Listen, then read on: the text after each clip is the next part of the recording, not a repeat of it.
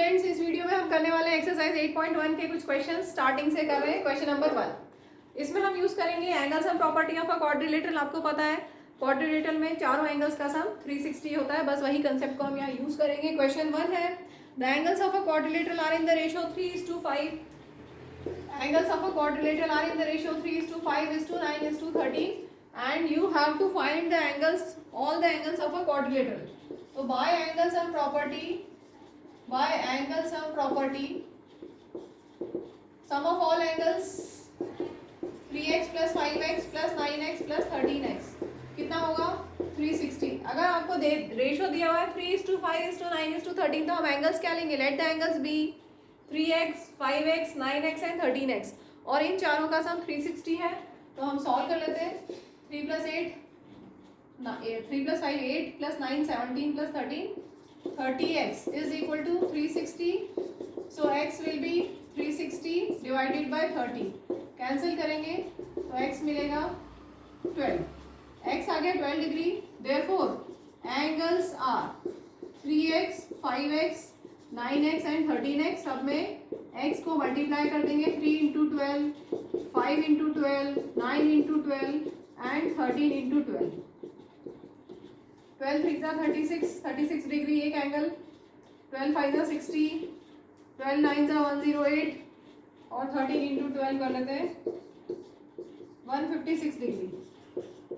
Therefore angles of quadrilateral are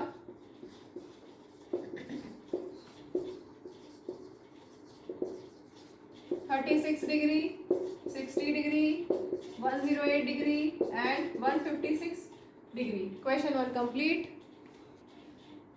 Moving to question 2, if the diagonals of a parallelogram are equal then show that it is a rectangle। तो आपको दिया हुआ है parallelogram ABCD, parallelogram दिया हुआ है और आपको साथ में दिया हुआ है कि डायगोनल्स इक्वल है, that means AC equal to BD है, ठीक है। और आपको प्रूव करना है कि ये रेक्टेंगल है। तो रेक्टेंगल के लिए हम क्या प्रूव कर दें? पैरेललोग्राम में अगर वर्टेक्स एंगल 90 डिग्री हो जाए तो वो रेक्टेंगल हो जाएगा। बाकी तो सारी प्रॉपर्टीज हैं रेक्टेंगल की, opposite sides are equal and parallel तो है। अगर वर्टेक्स एंगल भी 90 हो जाए तो वो जो पैरेललोग्राम था वो रेक्टेंगल बन जाएगा। पैरेललोग्राम हम नॉर्मली ऐसा बनाते हैं टेढ़ा, ठीक है। अगर हम उसका एंगल 90 डिग्री कर दें प्रूव तो वो रेक्टेंगल हो जाएगा वो पैरेललोग्राम। तो हम कैसे करें? हमें जो गिवन डेटा है उसको यूज करते हैं। एक तो पैरेललोग्राम है means opposite sides are equal and parallel, और हमें दिया हुआ है AC इक्वल टू BD। तो AC से हम कौन सा ट्राइंगल ले सकते हैं? ACB, और BD से हम ट्राइंगल ले सकते हैं BDA। तो मैं इन दोनों ट्राइंगल्स को, कौन कौन से ट्राइंगल ACB और BDA, इन दोनों ट्राइंगल्स को अगर कॉन्ग्रेंट कर देती हूँ तो CPCT से ये एंगल इक्वल टू ये एंगल हो जाएगा, ठीक है। फिर हम आगे करेंगे, इनका सम 180 होगा क्योंकि लाइंस पैरेलल है। तो चलो पहले हम लेते हैं in triangle ACB, in triangle AC। मैंने AC क्यों लिखा है? तो क्योंकि AC डायगोनल है, इसलिए AC से कौन सा ट्राइंगल बन रहा है? ACB एंड ट्राइंगल कौन सा? BDA। चलो इनमें क्या क्या इक्वल है? 3 कंडीशंस हमें ढूंढनी है ट्राइंगल्स को कॉन्ग्रेंट करने के लिए। कॉन्ग्रेंसी रूल्स याद है ना सब? SSS, SAS, ASA, AAS और RHS। 5 कॉन्ग्रेंस रूल्स में से हमें ढूंढना है यहाँ पर हमारे पास क्या क्या है। सबसे पहले तो हम जो गिवन क्लियरली दिख रहा है वो लिख ले, AC equal to BD given, ठीक है। और क्या इक्वल है? क्योंकि ये पैरेललोग्राम है तो अपोजिट साइड्स इक्वल होगी। इस ट्राइंगल की ये साइड और इस वाले ट्राइंगल की ये साइड इक्वल होगी। BC equal to AD, opposite sides of parallelogram are equal, ठीक है। और क्या इक्वल है इनमें? AB कॉमन है, AB equal to AB common. Therefore triangle ACB is congruent to triangle BDA, क्योंकि यहाँ पर तीनों साइड्स लिए, ये साइड और ये भी साइड, तो triangles are congruent by SSS congruence rule. अगर ट्राइंगल्स कॉन्ग्रेंट हो गए तो CPCT से ये एंगल इस वाले ट्राइंगल का, ACB ट्राइंगल पहले लिखा है तो उसका पहले एंगल लिखेंगे एंगल B। एंगल B कौन सा? Angle ABC is equal to दूसरा वाले ट्राइंगल का ये एंगल, इस वाले ट्राइंगल का एंगल A, क्या नेम देंगे? BAD, angle BAD। CPCT, ठीक है। लेकिन इन दोनों का सम कितना होता है, ध्यान से देखो, इन दोनों एंगल्स का सम कितना होता है 180, क्योंकि ये दोनों लाइंस पैरेलल है और ये ट्रांसवर्सल है। अगर दो लाइंस पैरेलल हो और ये ट्रांसवर्सल हो तो इन दोनों एंगल्स का सम कितना होता है 180। को इंटीरियर एंगल्स आर सप्लीमेंट्री, ठीक है। तो वही हम यूज करेंगे, यहाँ पर लिखते हैं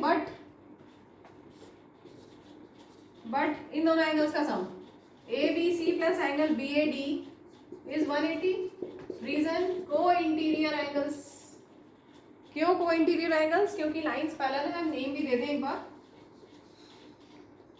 को इंटीरियर एंगल्स। कौन कौन सी लाइंस थी, AD और BC parallel, AD is parallel to BC and AB transversal. इसलिए को interior angles are supplementary here. तो हम यहाँ पे कोई भी एक एंगल ले लें, एंगल ABC को ऐसे ही रहने देते हैं और BAD की जगह हम ABC लिख सकते हैं क्योंकि वो इक्वल है। तो BAD की जगह मैं ABC लिख रही हूँ, is equal to 180। Angle ABC plus angle ABC is twice of angle ABC, that is equal to 180 degree. So angle ABC will be 180/2, that is 90, ठीक है। अगर एक वर्टेक्स एंगल 90 है तो बाकी भी, अगर ये एंगल 90 है तो ये भी 90 होगा, सिमिलरली बाकी भी सब एंगल्स 90 होंगे, ठीक है। वैसे भी अगर एक वर्टेक्स एंगल पैरेललोग्राम में अगर एक वर्टेक्स एंगल 90 हो गया है तो वो रेक्टेंगल हो जाता है। क्यों हो जाता है, क्योंकि बचे हुए एंगल्स भी 90 हो जाएंगे। अभी आपको लिखना है final statement, since vertex angles are 90 degree, since vertex angle is 90 degree, so given parallelogram is a rectangle। क्योंकि ऑलरेडी बाकी सारी प्रॉपर्टीज है, opposite sides equal and parallel है। वर्टेक्स एंगल भी हमने 90 दे दिया तो ये रेक्टेंगल हो गया। Since vertex angle is 90, so given parallelogram is a rectangle, hence proved। Moving to next question, show that if diagonals of a quadrilateral bisect each other at right angles then it is a rhombus। तो यहाँ पर already rhombus की कुछ properties दी हुई है और given पे है क्या, diagonals bisect each other at right angles। diagonals bisect each other means OA equal to OC and OB equal to OD, ये हमें गिवन है। और हमें ये भी गिवन है they bisect each other at right angles। इसका मतलब एंगल AOB 90 है। वैसे ही मैंने सारे नहीं लिखे हैं, एंगल BOC भी 90 होगा, एंगल COD भी 90 होगा और एंगल DOA भी 90 होगा, ठीक है। सारे एंगल्स 90 होंगे। ये बीच में point of intersection of diagonals is O, ठीक है। तो हमें क्या क्या गिवन है, डायगोनल्स, एक क्वाड्रिलेटरल है ABCD जिसमें diagonals bisect each other at right angles, और हमें प्रूव करना है कि रोम्बस है। तो रोम्बस की ऑलरेडी यहाँ पर सारी प्रॉपर्टीज आ गई, बस एक बची है, कौन सी, ऑल साइड्स इक्वल। अगर हम ऑल साइड्स इक्वल कर दें इस क्वाड्रिलेटरल की तो ये रोम्बस हो जाएगा, ठीक है। तो ऑल साइड्स इक्वल कैसे करें, मतलब हमें AB equal to BC equal to CD equal to DA करना है। तो अगर हम पहले इन दोनों पास वाले ट्राइंगल्स को कॉन्ग्रुएंट कर दें अगर, तो CPCT से AB इक्वल टू BC हो जाएगा, ठीक है। उसके बाद हम इन दोनों को कॉन्ग्रुएंट करेंगे तो CPCT से this side equal to this side, फिर इन दोनों को कॉन्ग्रुएंट करेंगे तो this side equal to this, इन दोनों को कॉन्ग्रुएंट करेंगे तो this side equal to this, और सारी साइड्स आपस में इक्वल हो जाएंगी और ये रोम्बस हो जाएगा। तो चलिए कैसे करें, स्टार्ट। इन ट्राइंगल, पास वाले ट्राइंगल ले लेते हैं, AOB एंड ट्राइंगल COB जो मैंने टिक किया है। AOB और COB क्या क्या इक्वल है दोनों ट्राइंगल्स में, OA equal to OC given, OA equal to OC given, और क्या इक्वल है इन दोनों में, OB कॉमन है, OB equal to OB common, और इन दोनों में क्या इक्वल है, angle AOB equal to angle BOC each 90, angle AOB equal to angle COB each 90। तो ट्राइंगल्स कॉन्ग्रुएंट हो गए। Triangle AOB is congruent to triangle COB by, कौन सा रूल चेक कर लेते हैं, side angle side, SAS by SAS congruence rule. Triangles congruent हो गए। अगर ट्राइंगल्स कॉन्ग्रुएंट हैं तो CPCT से AB इक्वल टू BC होगा, ठीक है। Let this be equation number 1। अब सिमिलरली मैंने पहले भी बताया ज्योमेट्री में सेम प्रूफ नेमिंग डिफरेंट के साथ अगर हो तो वापस से नहीं किया जाता, आप सिमिलरली करके लिख सकते हैं। तो जैसे हमने इन दोनों ट्राइंगल्स को कॉन्ग्रुएंट किया वैसे ही ट्राइंगल बीओसी और ट्राइंगल डीओसी भी कॉन्ग्रेंट होंगे। तो triangle similarly triangle BOC is congruent to triangle DOC, so BC equal to C D होगा। Let this be equation 2। ठीक है, वैसे ही इन दोनों के बाद हम ये दोनों लेते हैं, एंगल डीओसी और एंगल एओडी। ट्राइंगल डीओसी और ट्राइंगल एओडी ये भी कॉन्ग्रेंट होंगे, तो C D equal to A D होगा। C D equal to A D, equation 3। और ये दोनों ट्राइंगल्स भी कॉन्ग्रेंट होंगे, ट्राइंगल डी ओ ए और ट्राइंगल बी ओ ए, ये भी कॉन्ग्रेंट होंगे। That means A D equal to A B. Let this be equation number 4।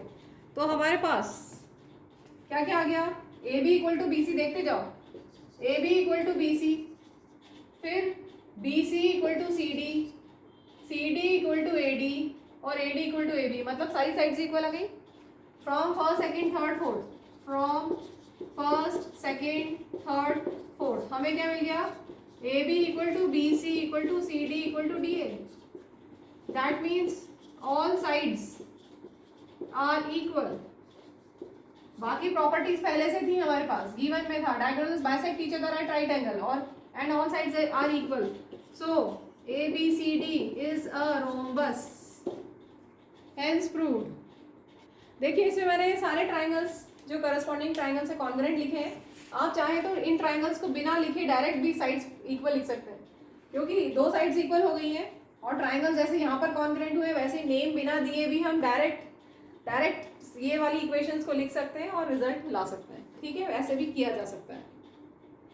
Moving to question fourth question में दिया है, क्वेश्चन है show that the diagonals of a square are equal and bisect each other at right angles.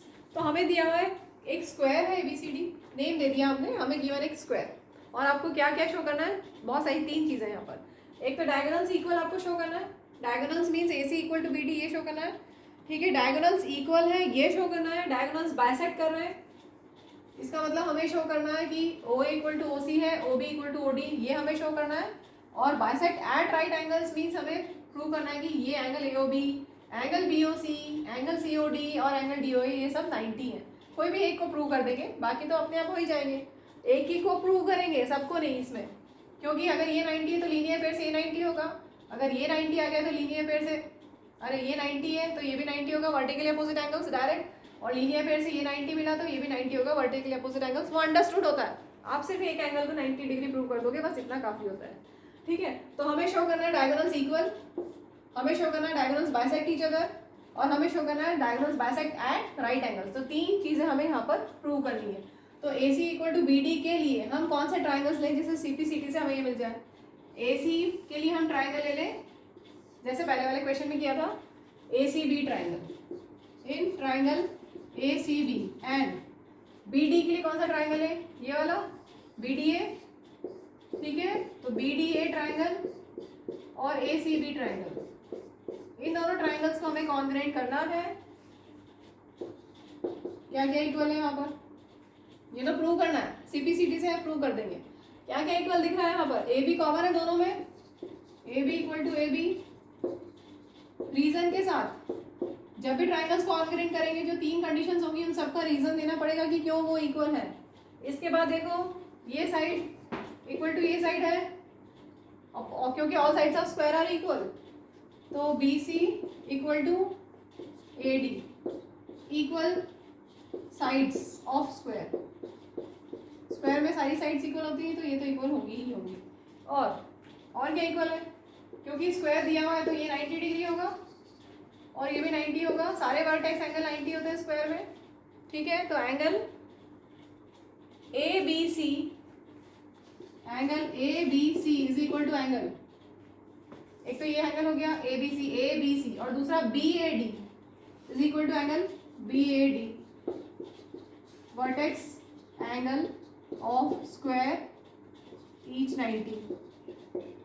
ठीक है, तो अब देखिए triangles congruent हो गए। Triangle ACB is congruent to triangle BDA by कौन सा कॉन्फ्रेंस रूल, चेक करते हैं, साइड एंगल साइड। वापस देखो, कोई भी एक ट्राइंगल ले लो, रूल कैसे ढूंढोगे कि कौन सा रूल है?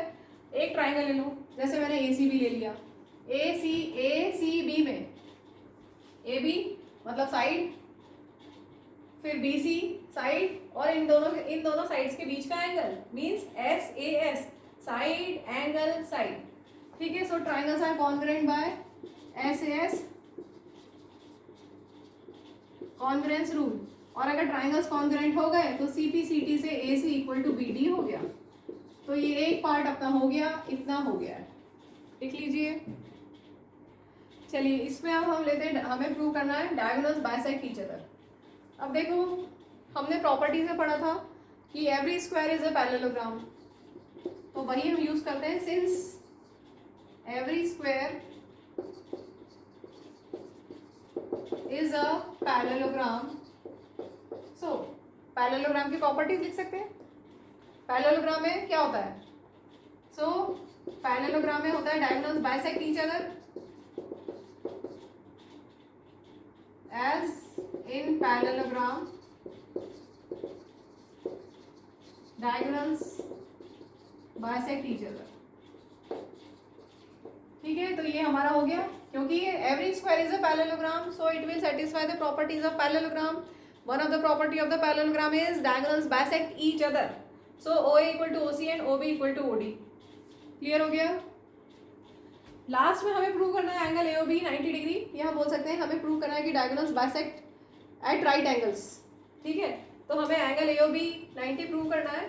तो ध्यान से देखो, अगर मैं ये वाला और ये वाला ट्राइंगल को कॉन्ग्रुएंट कर दूँ, मैंने जिसको टिक किया है AOB और AOD ट्राइंगल्स को अगर हम कॉन्ग्रुएंट कर दें, triangle AOB and triangle AOD, अगर ये ट्राइंगल्स कॉन्ग्रुएंट हो जाएंगे तो CP CT से this angle equal to this angle हो जाएगा, और इन दोनों का सम 180 होता है, तो उससे हमारा रिजल्ट आ जाएगा। तो in triangle AOB and triangle AOD क्या क्या इक्वल है? क्योंकि स्क्वायर दिया हुआ है तो AB equal to AD equal sides of square. ठीक है, और OA दोनों में है, OA equal to OA common, और क्या इक्वल है? और हम ये प्रूव कर चुके हैं, कि दिस इक्वल टू दिस। ठीक है, proved above. OB equal to OD,